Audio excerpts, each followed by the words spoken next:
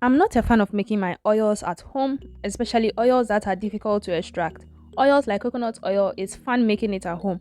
But avocado oil, I feel like it's going to be very difficult to extract avocado oil. But since I'm curious and I like to challenge myself, I decided to extract my own oil. First of all, I decided to do the cold press method. But stay tuned to see what happened. Did I succeed with the cold press method? What did I use after I extracted the oil, either from the cold press method or the other method? Stay tuned. So obviously we have to allow our avocados ripen. So my avocados were ripened and then I removed them. Removing it is very fun. Avocado peeling isn't difficult, especially with the technique I'm using. Using spoon to extract your avocado pulp is extremely easy. After that long process, I took my potato masher and then mashed my avocados. It wasn't difficult to mash because it is very softened. I heard that's from Viva's kitchen.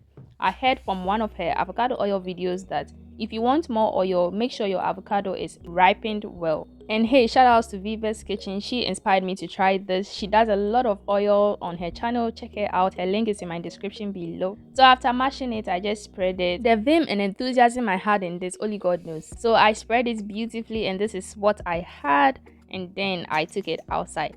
For the outside, first of all, I placed it under the sun.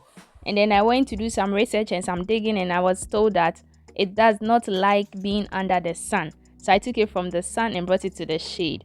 And for the shade, I realized that it was drying, but it took a very long while to dry.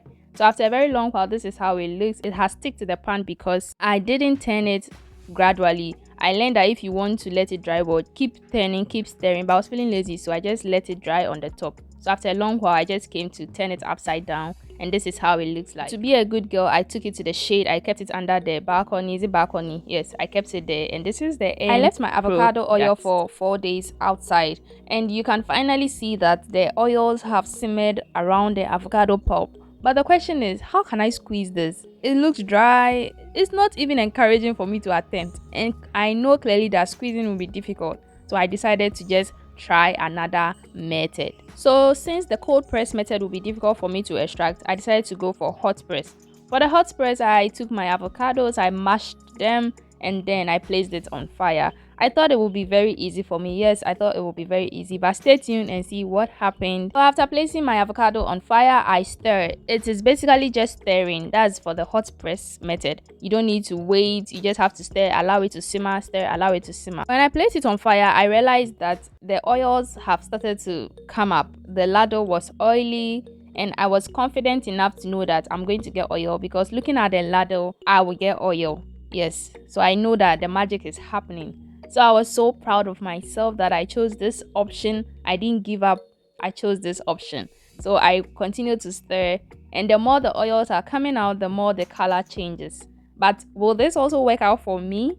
Stay tuned. For your information, you need a lot of heat for this method because you need to extract the oil. So as you can clearly see, the oils have started sipping out, and I was so happy that I can clearly see oil. But the thing is, the oil wasn't coming more. Like the quantity I had here was just the quantity, even though I was still working on it. So I was discouraged. So I then added shea butter oil. But before I added my shea butter oil, I added the leftover of my avocado oil, the cold press. This is it. I just added it to my oil, added 3 tablespoons of shea butter. So when I added the shea butter oil, this is how it looks like. So my shea butter was bubbling because I've added something new to it. So I added everything and then stir. And now I felt comfortable because I can clearly see oil. But all this isn't avocado oil. It is a mixture of avocado oil and shea butter oil. And the reason why I added shea butter oil is because this whole process, I was going to use the oil for my hair. So I really did not care. So my avocado oil is ready and we are coming to extract it now. Now I can confidently say that if I put my mesh cloth down and then I decide to squeeze the oil, I'll get oil. But first, I wasn't that confident. So I went through these phases to finally get to this stage. So this is how it looks. You can see the chunks are from the cold press method and the non-chunk ones are the hot press method. So I take my mesh cloth, my popular mesh cloth according to my household cloth, and then scoop it little by little. I was so confident because I know I'm going to get oil. But the thing is, you don't have to scoop it a lot because if we do it in large quantity, the oils will all not come out. So I proceed to do it in small batches. I scoop and then I squeeze. I scoop and then I squeeze. and this was not really difficult. It wasn't difficult because immediately I squeeze, I get oil. And for the scent of this avocado oil, it smells great. The cold press method doesn't smell bad. It also smells great, but not too great. So I love both. But talking about the extracting of the oil, I choose hot press method, or I choose adding carrier oil like I did for the final phase.